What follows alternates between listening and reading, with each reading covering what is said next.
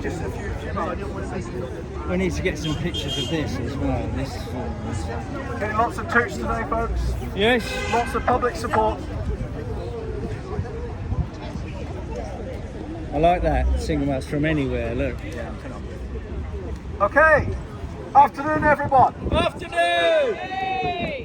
And I'd just like to start by, I think we should have an appreciation for someone, and in fact there's two of them really, who's put an extra amount of effort into making sure this campaign is the success that it's been. And just to say what I mean by success, we've already managed to get this scheme delayed, and that is quite an achievement. Believe me, if it wasn't for us protesting, those migrants would be in there now, and they would be going around our town causing the kind of trouble that we predict will happen. So we've had it delayed, and part of that, in fact, I think a big chunk of the credit for that should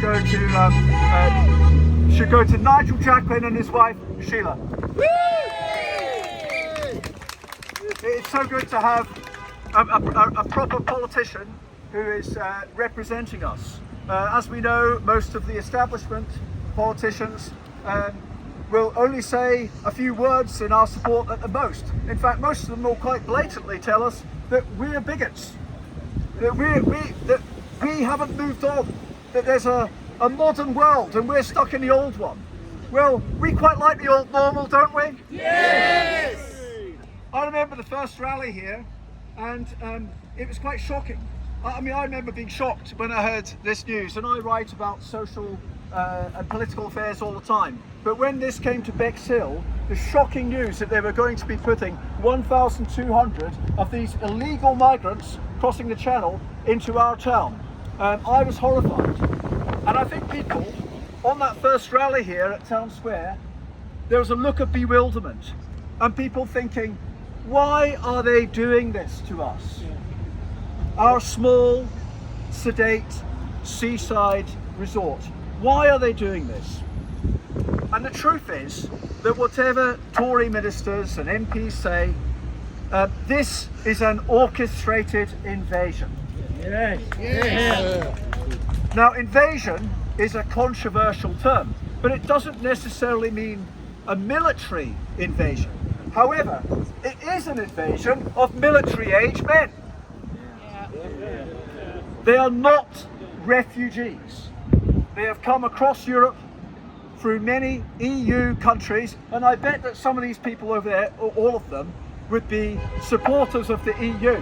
Well, how come the EU has suddenly become such an unsafe place that these migrants coming over the channel are classed as refugees fleeing a war zone?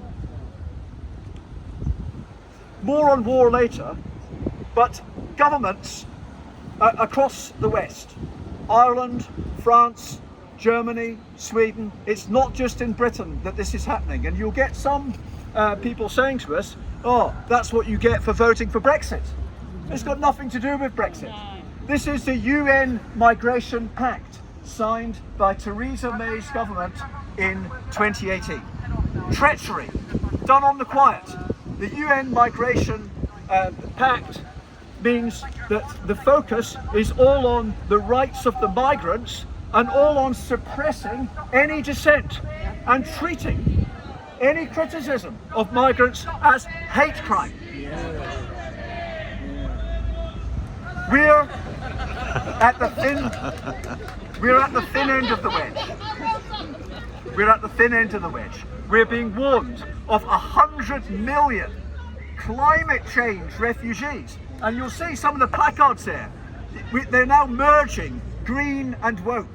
They're saying, climate refugees welcome. What on earth is a climate refugee? Does anyone here believe there's a climate crisis? No! It's all a scam to control you. Now, going back to the question, because I'm not going to talk for long, but I've just got a couple of answers, speculative answers to the question I asked earlier, which is, why are they doing this? Okay, so we know about the UN migration camp. We know that politicians will say all these things about stopping the small boats when they're not really going to do anything about it. But what is the intent?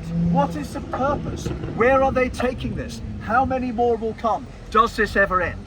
And there's four reasons why they're doing this. The first one is a fairly obvious one, that this is cultural Marxism. This is a project to destroy everything in traditional society. These people over here are like the Red Guards in Mao's China, woke warriors. They think they're anti-establishment. They're not. They're pawns of the establishment. They're pawns of the anti-democratic, authoritarian globalists. They're obsessed with divisive identity politics. They talk all about hate. They're consumed with hate. They're inverse racists. They berate you for being white, and of course you're not all white, but they berate those of you who are for being white. They're all white themselves, and they're all middle class. They learned it all in university, you see. They learned all this guilt, all this stuff about white supremacy. Secondly, a domestic paramilitary force to quash any resistance to the Great Reset, to another lockdown, to whatever the totalitarians are going to do to us next. And believe me, COVID was just a primer for what's coming.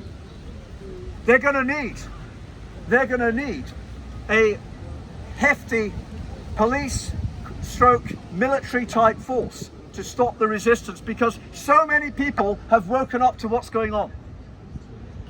Thirdly, war against Russia.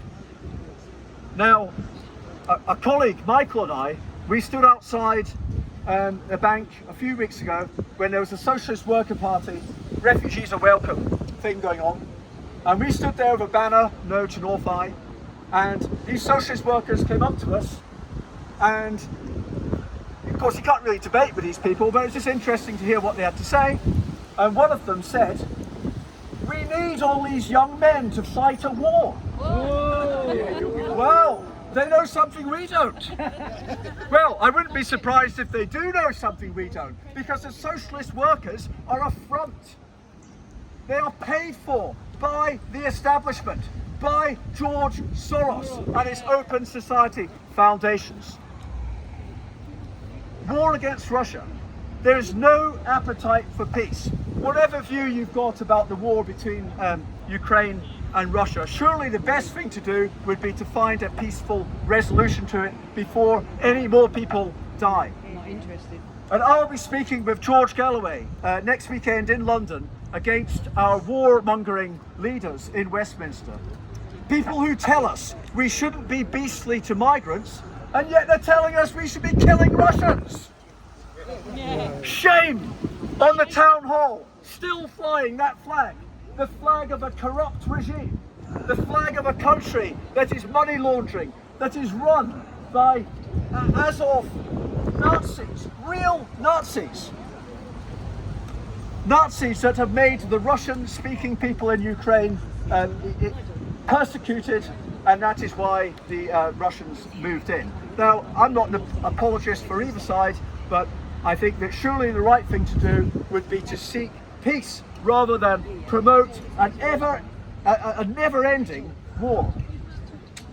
They're escalating it, aren't they? You can see that.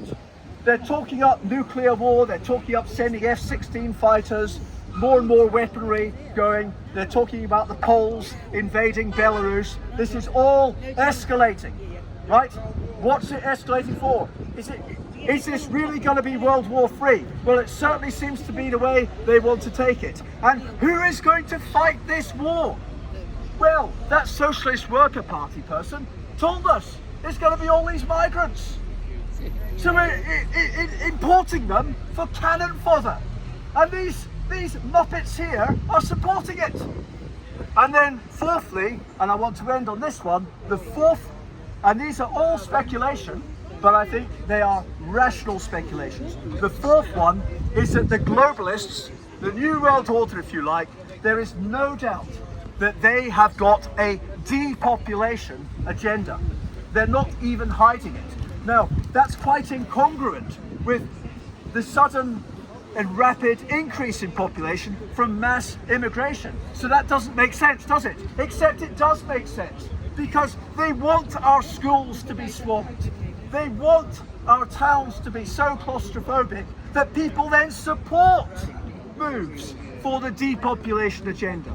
That is the way that they work. And these people are just useful idiots. These people over here, they're useful idiots. They think they're fighting against us, right? They should be fighting against the people who've really got the power. What power have we got? We're just local, ordinary people concerned about the safety of our children and our grandchildren and our elderly, and everything to the threats that will be created by this camp. So, I'm going to pass on now to Nigel, who's going to speak a bit more, and I'll just finish with 3 words: no to Northeye.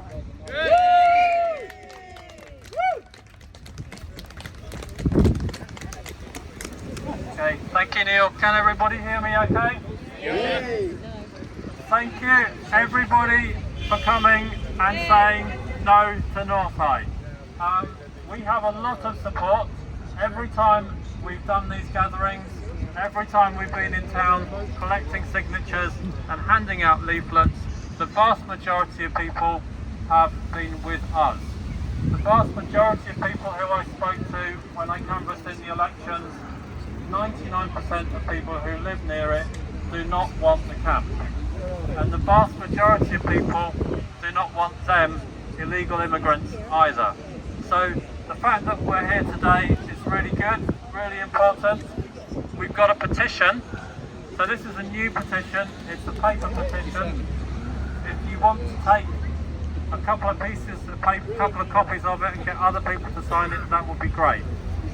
The petition is to ask the people over there, Rother District Council, to say no to the camp.